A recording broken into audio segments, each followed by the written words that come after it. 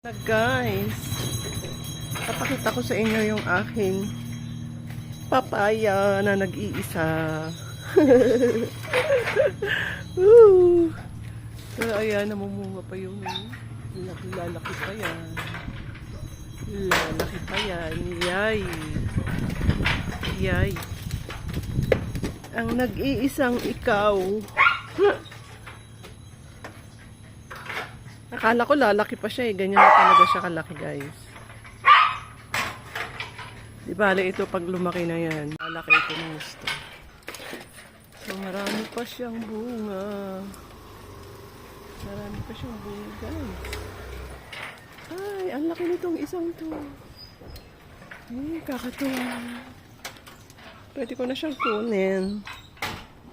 Kunin na natin. Nag-harvest na ako ng aking papaya. Yo. Matamis to kasi galing sa puno mismo, ano? Nahinog na sa puno.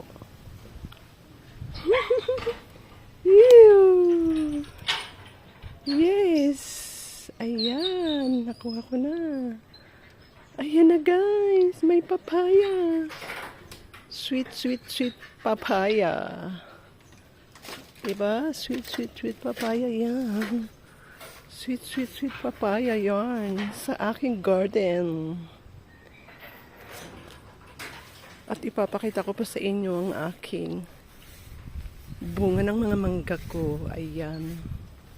Ayan, guys, mababa lang siya. Nung bagyo kasi na ano yan, na tumba. So, nagkaganyan. Ibali na.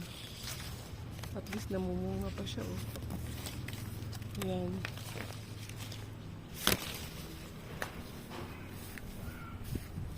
Yo.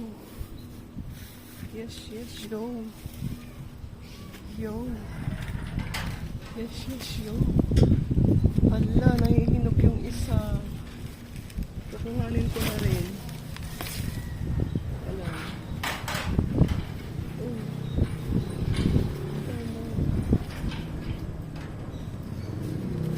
Ito, guys, oh. Ay, may sira kasi. Ayan, nakuha ko na nga. Nakikita nyo ba yan? Yo. May nagnakaw na nga dyan eh. 8 ang nakuha nila yung 2 bata. 8. Yun, guys, oh, sa labas po. Ang dami. Sa labas ng kalsada marami din. Eh, binabantayan namin. Baka manakaw, sayang. Dito lang yun sa garden ng aming kapitbahay. Ay, nahulog ang aking mangga. Yo! Tapos, mayroon akong kalamansi, guys. Ang dami-daming bunga.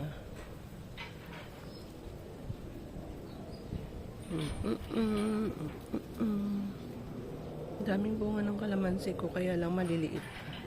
Na-harvest ko na nung nakaraan eh. Hindi na ako bibili ng kalamansi.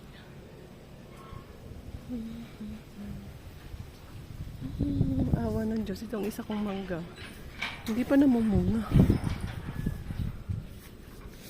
So, for sale yan, guys. Baka may gustong bumili ng lupa.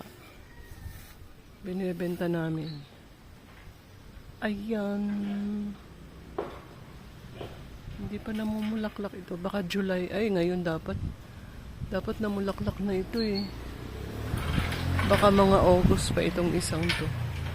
Kasi lagi itong late mamunga. Ito talaga, ang dami niyang bunga ngayon. Yes.